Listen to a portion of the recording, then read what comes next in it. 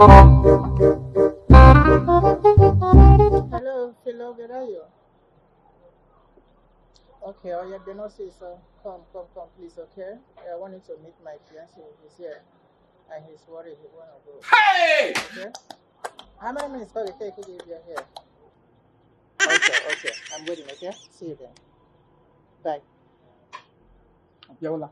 Yeah, my friend is coming, okay? Hey, babe. Okay, well. I should come and say again. This is fake.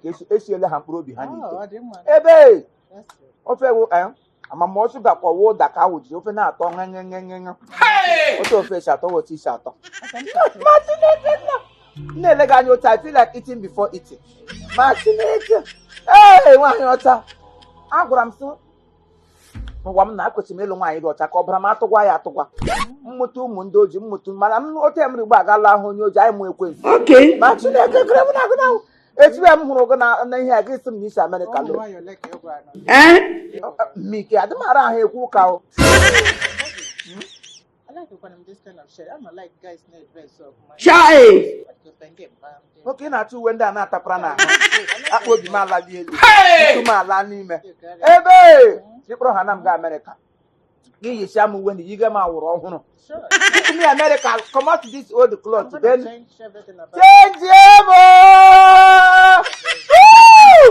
when I see you I know say America is me and me is America mbege ihe na-asụ the word English if you finally carry me enter America m foshi Igbo n'ọnụ m foshiri bekee niile nọ n'ọnụ ndị ọcha fozie na kem ndị ọcha na-eme nwa nwere mụ na onwe m mụrụ Igbo kụjụ ha n'ọnụ mmese gị na-asụ bekee mara m kama na ọ bụ onye ga-akụziri m ya mana ote m mụtara gị adị ka m mụtara ka mgbe elilo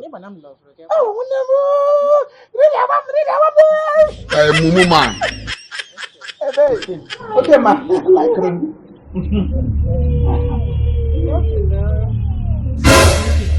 Chai! Oh my God! Daddy, good evening, sir. Who are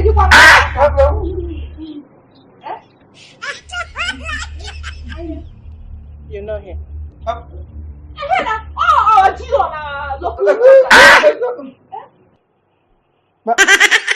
What is going on?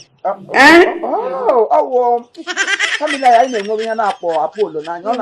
I didn't know her. Did I know you? I have asked you about your wife and your children. Oh, I want them working on with me. Hey! I'm lying for God's sake. I'm not like I'm not deaf. I heard her very well what she asked you. You mean how would do you more? You not going to talk to me. Oh, do we? Yeah,